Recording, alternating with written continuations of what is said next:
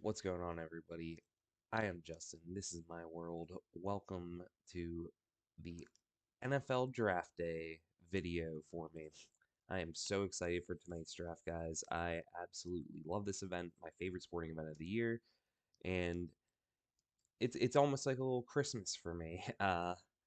But I'm just so excited now. I wanted to get a mock draft out there. I did one on my Twitch stream yesterday, by the way. If you want to watch my Twitch stream, check out my channel here, and it's in my bio. But anyway, I did one yesterday, and the mock draft simulator fucked up a ton. I fucked up a ton, and I had to restart it a bunch, and I couldn't even get through the 2 rounds I wanted to do. It was an absolute mess. So rather than doing our Twitch stream of this, I'm just going to do a recording, post this one on YouTube because I think there's going to be a lot of people searching on YouTube today to see uh, where people think guys are going. There's also been a new batch of rumors since I did that mock draft yesterday, so I want to explore some other options and see what we have.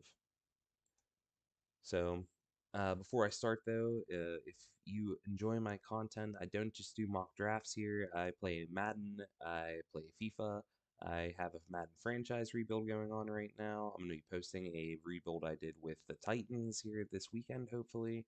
If you like content like that, please hit the subscribe button, like this video. I would very much appreciate it. Helps me out in the algorithm and all. And I'm just starting out, so I'm getting a feel for things. I'd like some more people to watch. So, um, yeah.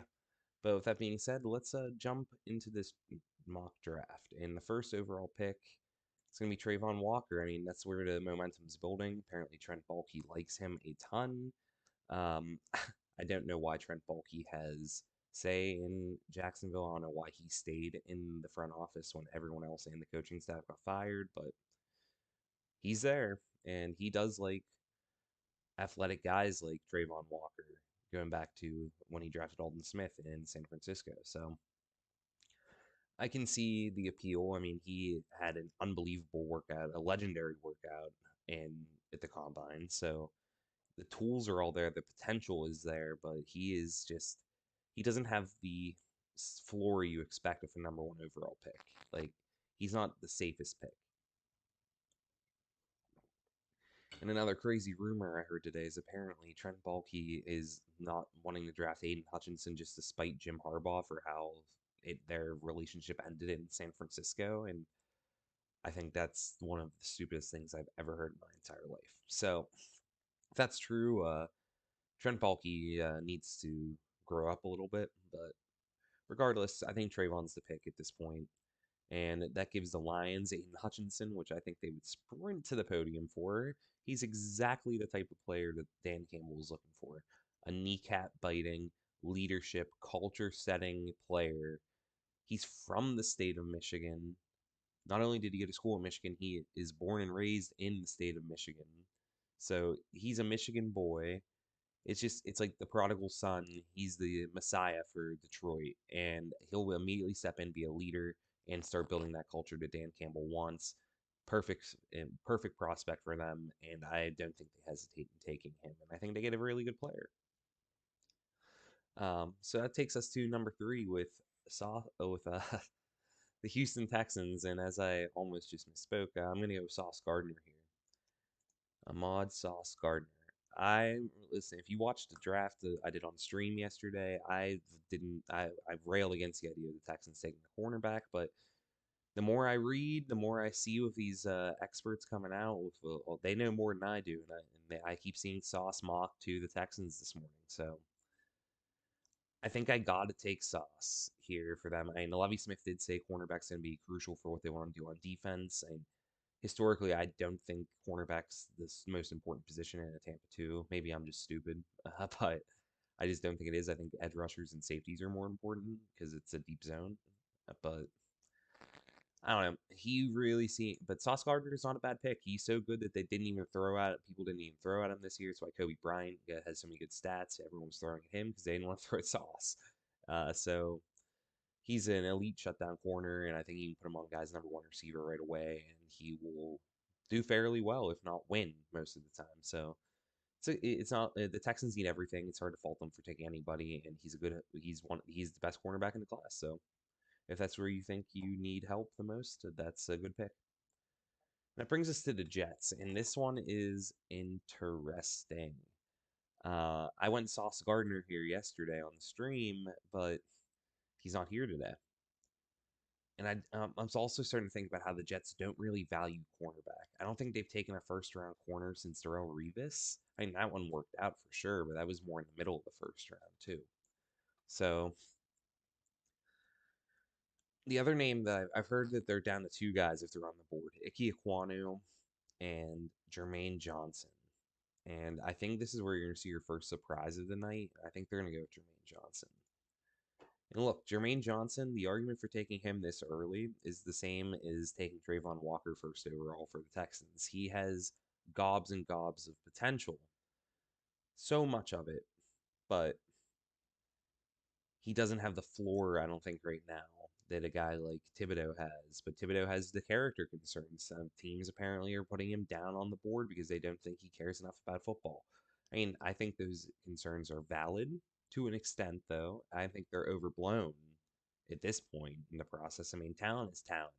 Thibodeaux's been considered the number one prospect coming into this draft since he was a high school recruit. So, and he hasn't done anything to make us think he isn't that guy like on the football field. So I think it's a little ridiculous that teams are going to be passing on him for guys like Jermaine Johnson and Trayvon Walker, but I guess I can understand it.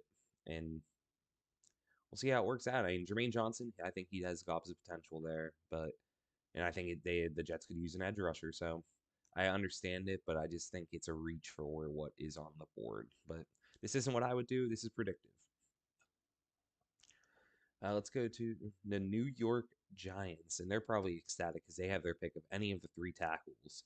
And the name I've been seeing most that they like the most, they worked him out at right tackle at his pro day and liked what they saw, which goes along with the idea they're going to keep Andrew Thomas at left tackle. And if they want a fair evaluation of Daniel Jones, he's going to have to throw the ball a lot. So you want the best pass protecting tackle, I think, in the class, and that's Charles Cross. I keep hearing Charles Cross is going to be the guy there, or I keep seeing it. And the Giants aren't afraid to do something like that before. When they took Andrew Thomas, he wasn't the consensus number one tackle in the class, but that's who they liked. It's a different regime now. It's not Dave Gettleman making the picks, but I do think Charles Cross makes sense for them. I mean, if they have to see what they have in Daniel Jones this year. Daboll's going to throw it a lot more, I think, in their scheme. So I mean, they're going to need a guy who can pass protect, and Charles Cross is the best pure pass protector coming from that air raid scheme with Mike Leach. So I think that might surprise a lot of people. That's who's going to go here, I think. And then I think that's going to leave us with the Panthers. I think they'd ideally like to trade out of this pick, but I don't think anyone's coming all the way up to 6. This isn't where the first trade's going to occur, in my opinion. He's it's it's too high, and there's nobody up here worth trading up to get. Maybe Thibodeaux, if somebody really wants him, but I don't see it. So I think what's going to happen instead here is they're going to take Ike Ekwonu. They need offensive line help. Their only good one is Taylor Moton. So Icky can go in and play tackle, guard, um, wherever they want to stick him, and he'll be an instant upgrade to that offensive line. And maybe that'll help eke out whatever Sam Darnold may have left in the tank. um, I don't think that's a lot, but if he has any talent left, and if he's going to be the guy, he's going to have to show it this year, and they're going to have to protect him better than they did last year. And Sticky Icky, I think he's the best offensive lineman in the class. Personally, he's my number one tackle, but I can see arguments for Evan Neal or Charles Cross. Evan Neal doesn't go here because I heard today he had a bad medical report, so he could be dropping down the list for some teams. So that's something to keep an eye on. But for the Giants here at 7, I keep hearing they want to trade out of this spot too, but I think they're going to stay here, and I think they're going to take Derek Stingley Jr. I keep hearing a ton of buzz that it's pushing Derek Stingley up in the draft. The Giants have apparently been trying to dump James Bradberry all off season. That would leave them just Adoree Jackson. And they seem to be interested in the cornerback class. That's what it seemed to be with Sauce Gardner. There's been rumors about Sauce going at 5, so I could see them settling for Derek Stingley, which I mean, potentially, I think he has the highest potential of any player in this class. If you watch what he did as a freshman at LSU in 2019, he was unbelievable.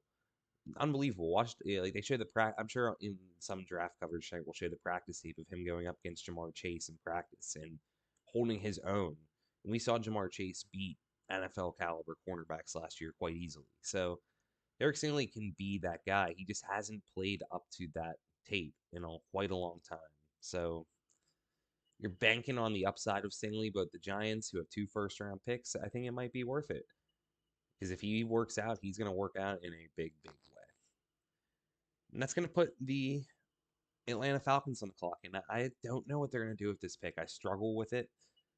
Terry Fontenot, GM, came out and said that they're going to add a quarterback at some point. Very bold about it. But I don't think it's going to be at number 8. I don't think they're going to reach on a guy unless they fall in love with one. And there's no reports that I've seen that they love any of these quarterbacks in this class. So I have seen reports that they love a wide receiver. I don't love this wide receiver. He's wide receiver 5 in my big board, but Drake London is going to be the predictive guess here based on what I've been reading today. I mean, Drake London, there's good things, the things you like about him. He's a big guy. He can play big slot for you. A lot of guys his size don't play in the slot. He was the best contested catch winner in all of college football last year. And that's a great thing. But here's the problem. Why is he in so many contested catch situations? Excuse me. That's a concern. He needs to be able to separate in the NFL. Everybody needs to be able to separate in the NFL. And if he can't do that, he could be maybe another JJ Arcega-Whiteside. But apparently the Falcons love him. They think that he's will succeed, and it's possible that he can. I think a lot of teams are going to like him, but I think he has a lot of bust potential in my mind. If he doesn't learn how to separate, I don't care if he's 6'5". There's these long, lanky corners in the NFL now that are the trend, so he's gonna have to figure it out fast. And that's when we move to the Seattle Seahawks. And with the Seahawks pick, I think this is where the first trade is going to go down, and I already have an idea for it. So, Seattle is going to be trading out of this pick, and it's going to be the Philadelphia Eagles moving up. Apparently, they are the hot team to move up right now. And I think what they're going to do here for that is trade. Why does it only give me 2023 picks as an option? That's weird. I don't know, but I'll give up like a 2022 second and a 4th, and that'll get it done. This trade's not going to be realistic by any means, but and whatever. As long as it goes through, I don't care about the trade details, and you guys shouldn't either. But the Eagles are going to trade up here, and I keep hearing a rumor they like Thibodeaux. Thibodeaux falls to 9. Seattle trying to get more picks for this rebuild. Makes sense. I mean, the Eagles have a lot of draft capital to spend. 2 first-round picks next year to 2 this year. Few other picks in the middle rounds. So they'll use some of those. I think they could use some of those picks and trade up, and they'd be the first ones to do it. Make sure they grab KT. I mean, the Jets aren't really a threat to take them, but I don't think the Jets are going to trade back either. So it's just a logical trade spot for them just to move up, and stop anyone else who might want to move up and get Thibodeaux. And it gives the Eagles probably their best pass rush threat since, I don't know, Jermaine Kearse, the freak, maybe. Oh no, they had Chris Long that one year. It was really good too. I don't know. I wish my buddy Robbie was watching. He could give me an idea of a good good Eagles pass rusher and what he thinks about that pick. But unfortunately, he is not. But here we go. So we move down to pick 10 with the Jets, and this one is interesting. Evan Neal is still on the board. Even he's just falling down the board. Is that someone they're going to take here? I don't know. I don't really think so.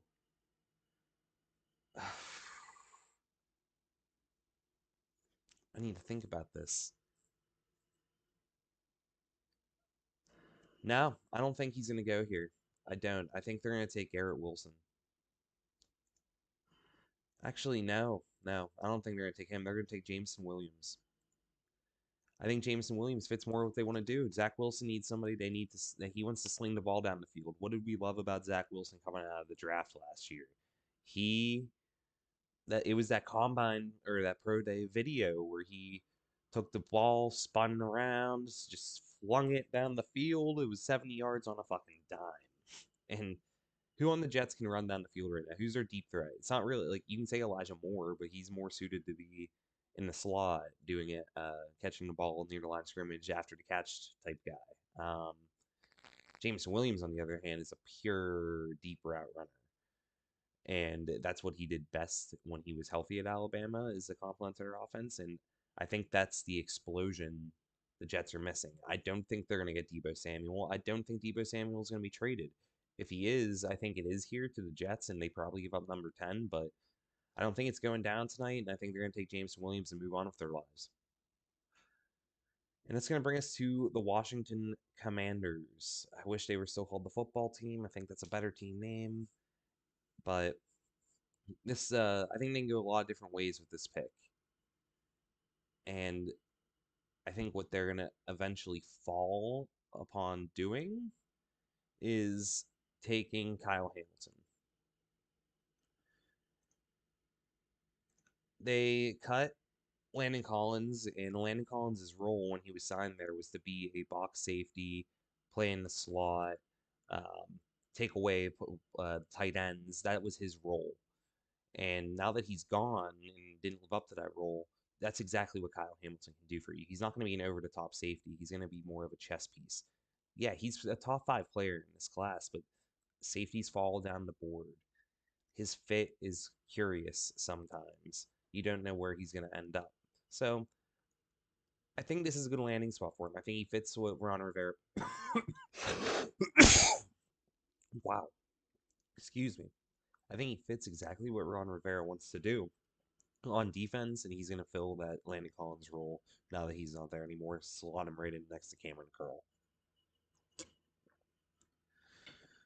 Now, for the Vikings, this spot is interesting too because I really, really, really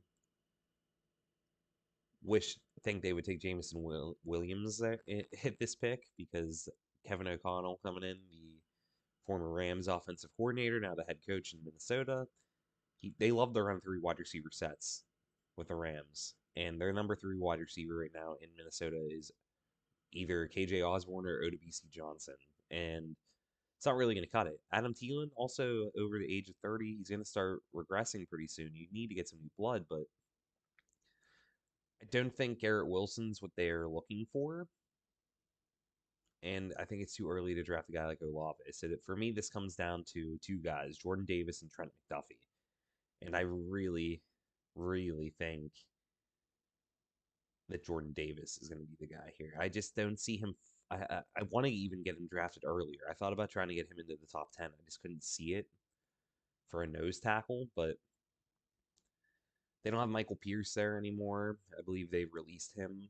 Um, they're going to a 3-4, and I don't know if they have a true nose tackle in Minnesota right now. They have Dalvin Tomlinson, but I think he could shift over to a 3-4 end to an end in a 3-4 scheme. But Jordan Davis would provide them with that true nose tackle with pass rush upside. Um, they have Zadarius Smith, and they added Zadarius Smith, and they already have Danielle Hunter, so that's a pretty fearsome pass rushing duo. And having Jordan Davis is going to free them up for more one-on-one matchups. Just that the idea that he can even add that pass rushing upside, and he can move the way he can, that size, it's just disgusting. Like that a human being that large, he's a mountain, can move like this man can, and I think he'd be a great chess piece on that Minnesota defense. And I think somebody like Kwesi, I'm not even gonna try to pronounce his last name, the new GM there, coming in with a heavy analytics background, I think he's gonna want the best tested athletic guy, and that's gonna be Jordan Davis for sure. He's a unicorn. And that brings us to pick 13, where Evan Neal still on the board. I'm not finding a spot for him, and tackles tend to fall in these classes. Um, think about Penei Sewell falling 7 last year. Guys just seem to fall in this. I haven't found a good fit for Evan Neal yet, and if there's a medical concern, there. But so the Houston Texans at 13. I don't think they're going to be making this pick. I think Nick Caserio coming in from New England. They have that mantra of trading down. He was basically the GM, de facto GM over there, working with Belichick. So he traded down a lot. He's expressed desire to trade down a lot, and I think a team that really wants to trade up here is going to be the Pittsburgh Steelers. My Pittsburgh Steelers. Uh, I think they're going to move up in the draft just because they. Where's Houston? Over here. There they are. I think the Steelers really want Malik Willis. They really, really want Malik Willis. And I think that the Steelers could give up a 2022 second round pick or next year's second round pick here to move up and throw in like a fifth just to make this work. And the Texans are going to move back to 20. The Steelers are going to move up and ensure they get Malik Willis, jump to Seattle, maybe even New Orleans here. So, and stop anyone else who might want to trade up. But the Steelers seem to be in love with Malik Willis. It's not a secret. They did the same things with Najee Harris last year. They don't hide their intentions very often. And I think a small trade up next year will allow them or a small trade up this year, 7 spots, allows them to secure Malik Willis, and they won't give up all that much in draft capital. So I think it's a good trade for both teams. Now we move to the Baltimore Ravens, and I think they were probably drooling at the prospect of getting somebody like Jordan Davis to play for them, but they don't. He's off the board. And this is where I think, man, this is a tough spot. Evan Neal is screaming at me right now. He's still on the board, and they signed Morgan Moses to play right tackle. That shouldn't preclude them from drafting Evan Neal, especially with how often Ronnie Stanley gets hurt. But oh man, I don't know if they would do that. I'm looking at the rest of these guys here down the board. And you know what? I'm going to go a little crazy. I think Devontae Wyatt's going to be the pick here. The Ravens' defensive line is what allows their pass rush to succeed a lot of the time, I believe. So I think they have 2 solid pass rushers with Tyus Bowser and Odafe Oweh. But I heard earlier in the year that Devontae Wyatt wasn't going to get out of the top 20. And sometimes I forget about him and I don't know where to place him. But, just because he was on the same defensive line with Jordan Davis, he just dominated at some points, showed better skills than Jordan Davis. Jordan Davis outshined him at the combine, but he had a great combine too. The whole entire Georgia defense did.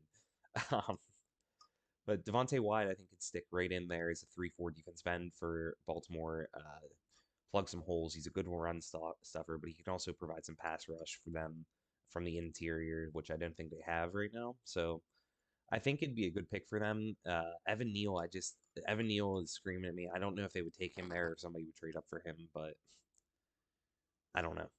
But I just don't have it. I don't see it right now. But for pick 15, we are certainly going to have Evan Neal go here. The Seahawks trade back.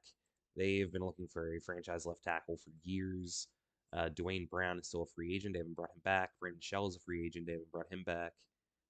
So they have nobody really at the starting tackle position. Maybe Stone Forsythe is going to be one of their guys, but Evan Neal can come in, start right away. He is the tackle that ends up slipping. One of them's going to slip between him, Cross, and Ike Ekwonu, but I think it's going to be Neal here, especially with the medical concerns that came out apparently. So Seattle, though, trades down with Philadelphia and is able to get one of the premier players in the class, and that's just exactly what you want in a team that's going through a rebuild.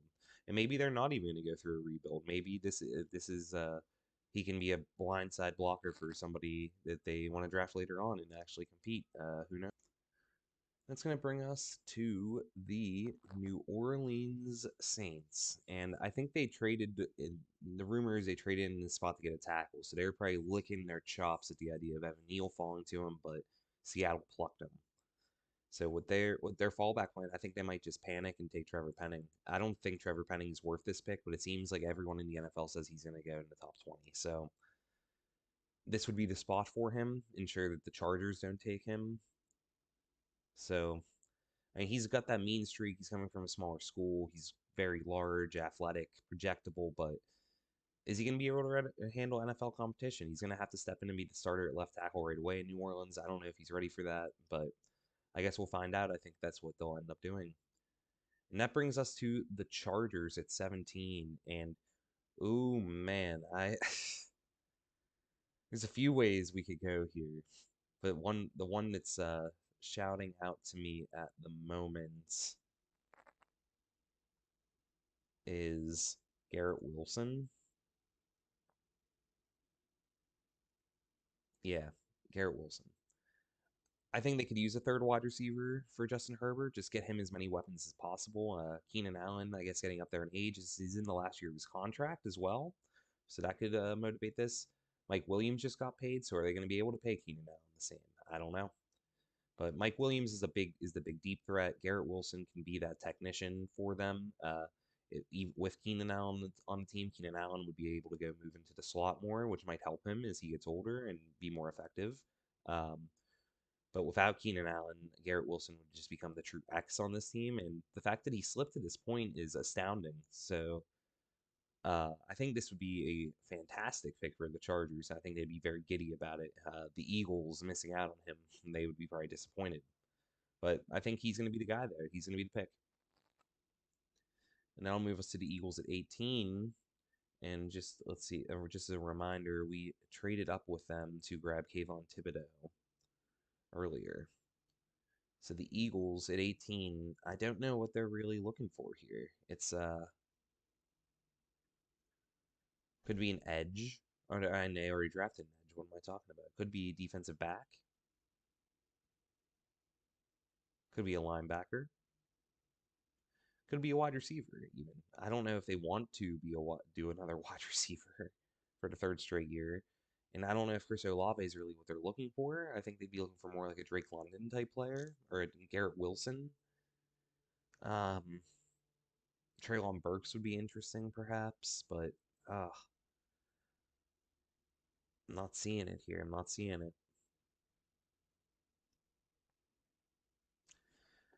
I think what I'm going to land on is Trent McDuffie.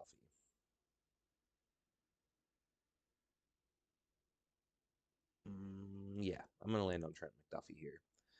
I think he would fit into Philly's zone defense pretty well, and Washington's kind of been DBU lately. I mean, think of Buda Baker, Marcus Peters, Byron Murphy coming into the league. All these guys are UW cornerbacks, so McDuffie's coming from a strong school and producing players at his position.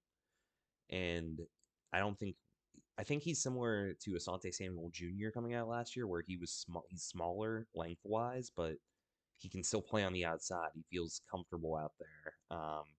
So the Eagles could have put him in the slot since they have Avonte Maddox and Darius Slay to start. He could start in the slot, but I think he could also move outside for them eventually. And it's not a bad pick. They're addressing the defense here, and I think they can get a wide receiver later in the draft. So not. I think that's a good pick for Philly. And that puts us at the Saints at 19. And at 16, we took Trevor Penning. So at 19, I think it's a no-brainer here. We're going to go with Chris Olave. They need another receiver outside of Michael Thomas. It's been glaringly obvious for a while. Marquez Callaway ain't it. Tre'Quan Smith ain't it. Those guys just all ain't it. Taysom Hill ain't it. They might try him at wide receiver next. Who the fuck knows? They're paying him like goddamn near $40 million a year or some shit if he's a quarterback. So they'll make up a position for him. But Chris Olave immediately comes in, can play opposite the Z, play the Z opposite of Michael Thomas at the X, if Michael Thomas is ever going to play again, I guess. So, um, yeah, I think that's fair value or good value for him. This is about his range, and I think it's a good pick for the Saints. And they end up getting Penning and Olave, and gives Jameis some weapons, and I think they're going to go for it this year still. I think they still think they're contenders. And with the Texans, I'm not going to hesitate here. I took this guy at 13 yesterday in the Twitch stream, Devin Lloyd, going to the Houston Texans. He is, I think Lovie Smith's going to be looking for a leader on defense. They already got Sauce Gardner to play corner, and with all the tackles being off the board, the best edge being George Karlaftis probably at this point. I think the next logical place for you to address as a defensive coach is linebacker. And when I think about Lovie Smith, when he was at at his highest point in the NFL with the Bears, I think about how he had Brian Urlacher running all around the field, making plays up and down the field, pass coverage, tackling running backs, everything. He was everywhere, and that's the type of player Devin Lloyd is. I know he didn't test out very well, but he plays better. He plays faster than he tested out, and I think he can be an instant factor in the middle of that defense and really make a difference for Houston. And him and Sauce Gardner could be the new leaders of that defense and really start forming something formidable down in Houston. That'll move us to the New England Patriots. And, Devin Lloyd was the first one I thought of here, but another pick I made on the stream last night that I still really like here is I'm going to go with Zion Johnson. Um, People forget the Patriots traded Shaq Mason for peanuts, absolute peanuts, this offseason to the Bucks. Maybe Tom Brady had some influence on that. Just Robert Kraft does whatever Tom Brady wants. I don't know, but wouldn't be surprised. So, but Shaq Mason's now down in Tampa Bay, so the Patriots have a hole at guard.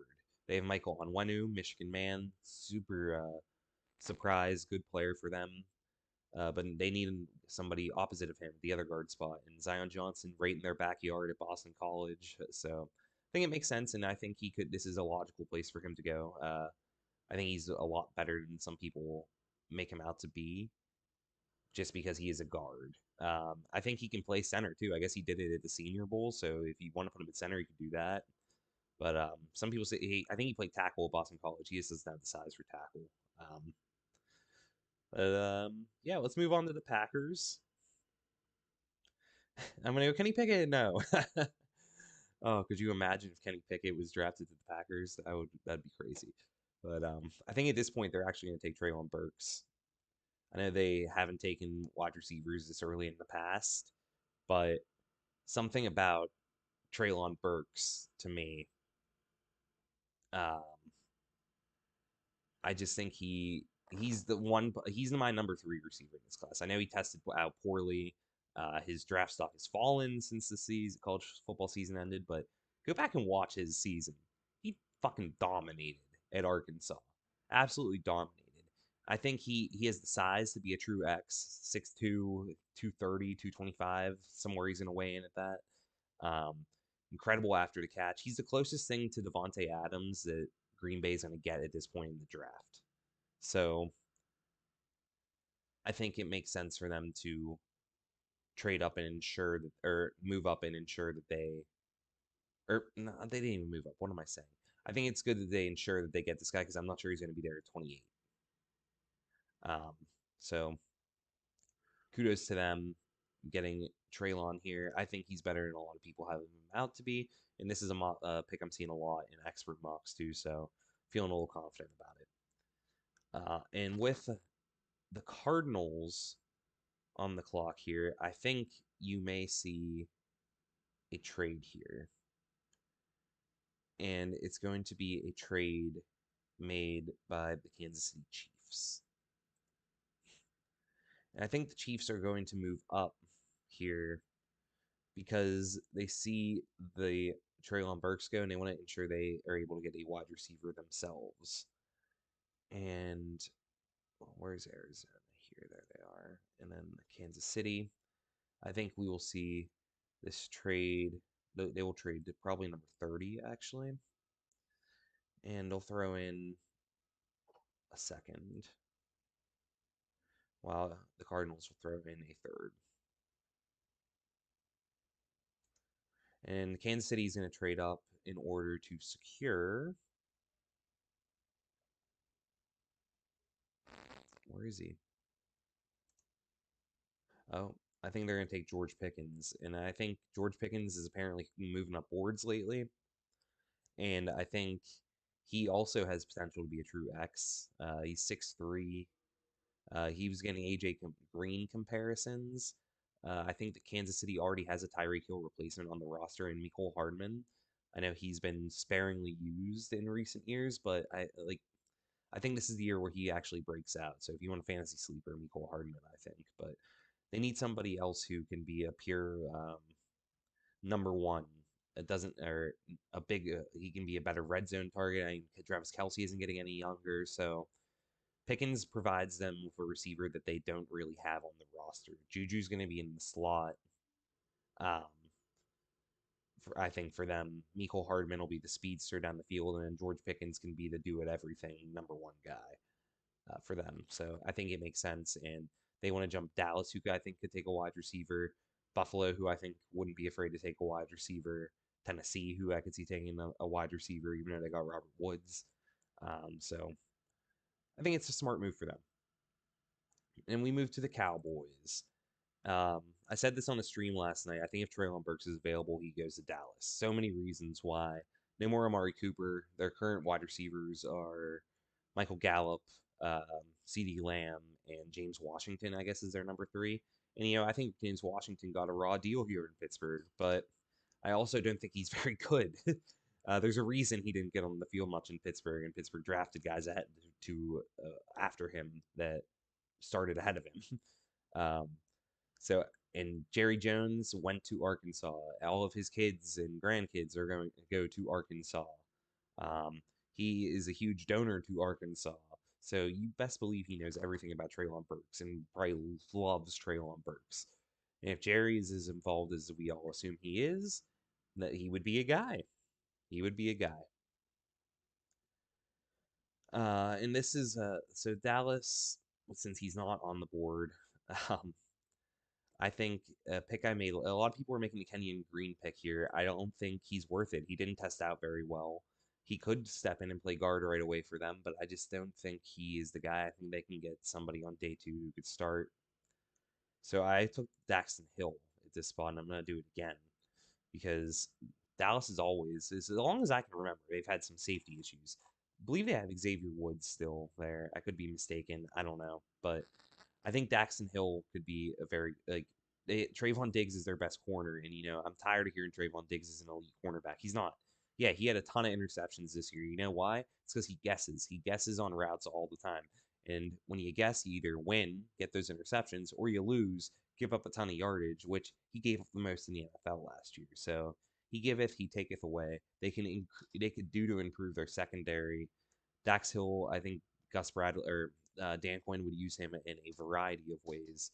Put him in the slot. That's what Mike McDonald did at Michigan this year. He played in the Dax Hill in the slot a lot. He can play in the box, but he's also a damn good free range safety. He can play center field. He can do a lot of roles for Dallas depending on the down and distance. So I think he's a player that they will like. He's a player they could use, and I don't think they have to reach for Kenyon Green here at this point. And this is where Buffalo is going to pick, and a lot of people again mocking them running backs here. I keep seeing Brees Hall. I just don't see it. I really don't think we're going to see a running back drafted first in the first round this year. So I'm going to not do that, and I am going to take Kaiir Elam because I heard buzz yesterday that he's going to be the fourth corner off the board at worst. Buffalo lost Levi Wallace to the Steelers in free agency.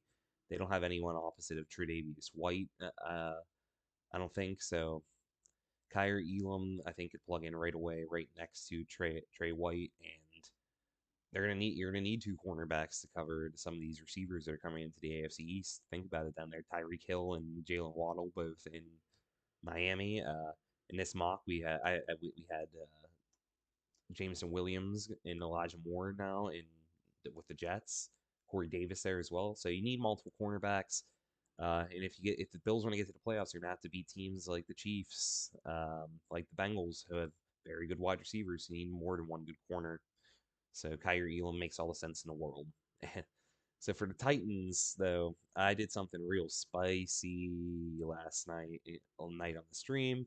And I'm going to do something spicy again. I'm just going to pick a different quarterback. I had Desmond Ritter going here last night, but I think it's actually going to be Matt Corral. Matt Corral is attending the draft, so that's a pretty good indication that he believes he'll be a first round pick, or somebody's telling him he's going to be a first round pick. Whether it be the Titans here or somebody trading back into the first round, I think he's going to go here. So Corral, I think, fits the Titans very well as well. They think about what they do a lot. They run the ball to Derrick Henry for a lot of play action and RPO stuff. That's what Matt Corral did the most at Ole Miss. He has the mobility that Ryan Tannehill had, some mobility like Ryan Tannehill. I think he doesn't have to start right away either. So you're not replacing Tannehill right now, but um, he'll be the guy in like a year or two probably. And I think it makes all the sense in the world for Matt Corral to go here. Personally, I have Sam Howell as my number two quarterback, but the NFL just doesn't seem as high on him as anyone else. So Matt Corral going here. I think he's the number two quarterback in this class right now, and I think Tennessee could surprise us, kind of like Green Bay did when they took Jordan Love. It would not surprise me. And that moves us down to the Tampa Bay Buccaneers. And at this pick, I don't know what you do. I had Devonte Wyatt going here last night, but I just don't see what I'm going to do here with this one. So I think this is also going to be a trade. Oh, it can't be. No, no, that's not the team I want to trade up. I can't do it. False alarm. Mm, okay. So I think Kenny and Green would make sense here, but like I said, the Bucks trade because Ali Marpet retired, but the Bucks traded for Shaq Mason. So, oof, I don't know what to do here for them. I do know what I'm going to do. I'm going to take Travis Jones here. I've heard buzz that he could sneak into the first round. I just haven't had a place to put him. Defensive line is the only glaring weakness right now that I can see on the Bucks. Uh, they haven't re-signed in Kong Su yet, and if they don't sign Donkey Kong Su back, which I don't think they're going to at this point, I think Travis Jones makes a lot of sense. He would provide the same type of role that Sue provides on that defensive line, eating up space, allowing guys like Vita Vea, Shaq Barrett, and Jason Pierre-Paul to get to the quarterback. So, and I guess Joe Tryon Shoyinka now. So Travis Jones coming there gives you a younger, cheaper option than Sue. I don't know if Sue still has character problems or not, but I know he did back in the day for sure. Haven't heard anything about him recently. He's been a good teammate, I think, but maybe that's a factor. I don't know. But Travis Jones, I think, would be a good fit for them. And if he's going to sneak into first round, I think this is the fit. So that'll bring us to Green Bay's pick here. And I think Green Bay at this point is going to take George Karlaftis. Did not bring back Zadarius Smith, cut him. They have Preston Smith and Rashawn Gary already, but I think they could use a third rotational guy. Because Gary, even, I think, would. He might have lost a lot of weight since he left Michigan, but when he was at Michigan, he was a defensive line. He played on the line. So you could even shift Gary inside in some situations, but I think another edge is something that Green Bay could use. You can never get enough pressure on the quarterback. You already spent your earlier first round pick on a wide receiver. Now I feel like you can comfortably add an edge rusher here as well. So that brings us to the Chiefs. They traded up for George Pickens earlier, and I think they would have been looking at Karlaftis at that spot. But now that he's off the board, they have to reevaluate that situation. And as they reevaluate it, I think the pick would be at this point Lewis Cine. I know they brought in Justin Reed. They haven't brought back the Honey Badger. I don't think they're going to bring back the Honey Badger. So they have Juan Thornhill already, and they have Justin Reed, but I think they like to play a lot of three safety sets out there. You saw Daniel Sorensen on the field a lot last year getting torched. So Lewis Cine could be a good number three option for them. They could even move him around or set one of their other safeties into the slot if they want. Cine tested out amazingly. I keep hearing that he has first round buzz. So Kansas City they could do a lot worse than Lewis Cine at this pick. I just kind of didn't know who to send them. And that's going to bring us the Arizona Cardinals. And at this spot, I think they would be looking at an edge rusher to replace the departed longtime edge rusher, Chandler Jones. So the best edges on the board are Boye Mafe or Arnold Ebiketie, but I'm not sure which one they would prefer here. My guess is it's going to be Ebiketie. I think he sneaks into the first round, and I couldn't even tell you who else the Cardinals have as pass rusher. So, um, and they might use David Collins off the edge. I'm not sure if that's how they decided to use him or if they put him inside next to Isaiah Simmons, but I think Ebiketie would provide some good edge rush for them. J.J. Watt might play the edge more as well, so I think that's a good. I think that's a good fit for them. A good little tight uh, spot. And I think Ebiketie, like I said, I've been hearing he might sneak into the first round. So that's where he's going to go. And this is where I am going to have the last trade of the night. And the Bengals on the clock are going to trade it back. We'll do Cincinnati trading back from 31 with the Atlanta Falcons.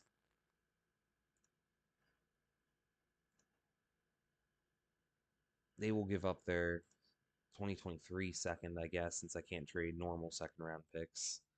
Odd. I'm just going to do whatever it takes to make it happen.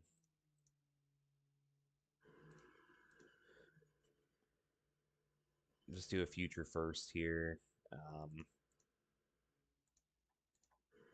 Future first and a fourth. They'll give up a fourth as well, I guess. I guess that works. Whatever works. But they would be giving up their second round pick this year to move up with Cincinnati. So Atlanta trades back up. This is where Kenny Pickett's going to go.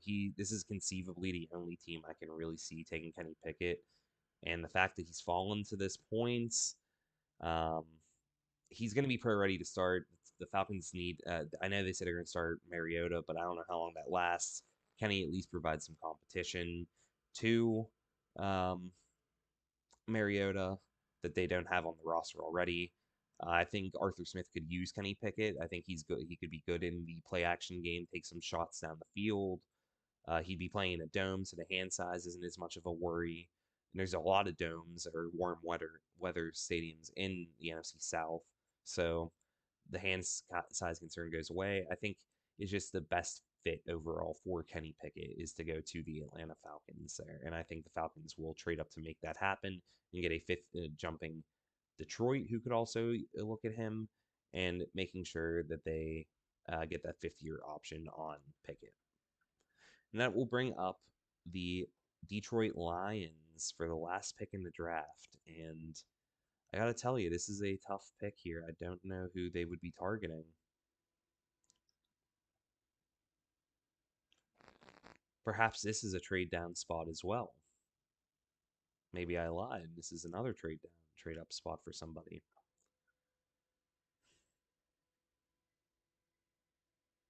Who do I have?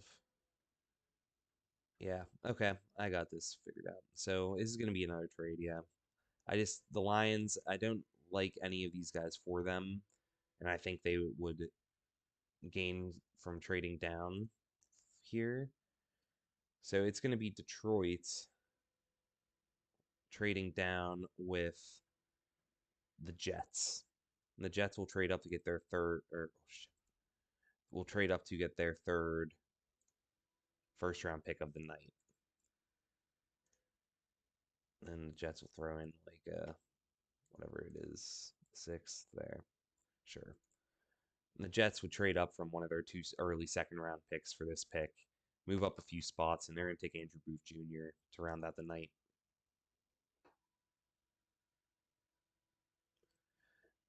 Andrew Booth Jr., I think he deserves to go in the first round. I think he's better than Kyrie Elam as a cornerback prospect. But like I said, I'm seeing buzz that Kyrie Elam is going to go earlier. So um, have to go with Andrew Booth here. And let's see if I can just show this whole draft here. All right, so yeah, so here's the recap of the draft here. These are the trades that went down. Philly received traded up to number 9. This don't even pay attention to these, honestly. I just did it to make them go through. Pittsburgh traded up to 13. Uh, Kansas City traded up to 23. Atlanta traded up back in at 31. The Jets traded back in at 32. And this is the picks: Walker, Hutch, Sauce, Jermaine Johnson, Charles Cross, Ike Ekwonu, Derek Stingley, Drake London. Uh, Eagles traded up to take Thibodeau, Jameson Williams, Kyle Hamilton, Jordan Davis, Malik Willis. Steelers traded up to take him at 13. Devontae Wyatt, Evan Neal at 15. Trevor Penning at 16. Garrett Wilson falls to 17. Trent McDuffie to the Eagles. Chris Olave, Devin Lloyd. Texans traded back and took Devin Lloyd at 20. Zion Johnson going to the Patriots. Traylon Burks to Green Bay. Chiefs traded up to ensure they got George Pickens. Dax Hill going to the Cowboys. Kyer Elam to the Buffalo Bills. Matt Corral, surprisingly, Matt Corral going to the Tennessee Titans. That's my spicy pick of the draft. Travis Jones sneaks into the first round to go to the Tampa Bay Buccaneers. George Karlaftis going to the Green Bay Packers. Lewis Cine to Kansas City Chiefs. Cardinals traded back and took Arnold Ebiketie. Falcons traded back in to take Kenny Pickett, and the Jets traded back in to get Andrew Booth to end the draft. So, guys, yeah, that is going to be the end of this mock draft. If you enjoyed the content and want to see and are interested in some of the other content I post, like Madden rebuilds, I'll be posting some Call of Duty clips, probably some FIFA clips. I might even start a FIFA series if I'm interested for YouTube, where I rebuild a team or create my own team and build them to glory. I'm finishing up one I'm doing for fun right now on my own. So once that's done, I'll think about it. But yeah, let me know in the comments what you think about all these picks. Do you think these trades are going to happen?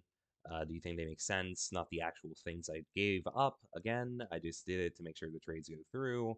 Who cares what the real value was? This is what's going to happen, in my opinion. These trades, but the trades themselves might not be accurate. But yeah, let me know what you think. Let me know which teams I fucked up on, which teams you think which guys are not going to go that high or that low. Think I'm an idiot. Whatever, or tell me I did a great job. Whatever you want, but please hit the like button on this one. Subscribe to the YouTube channel if you want to watch me play live. Twitch link in the bio. But yeah, thank you guys so much for watching. It's been a blast. Again, I'm Justin. This is my world, and I'll talk to you guys next time. Peace.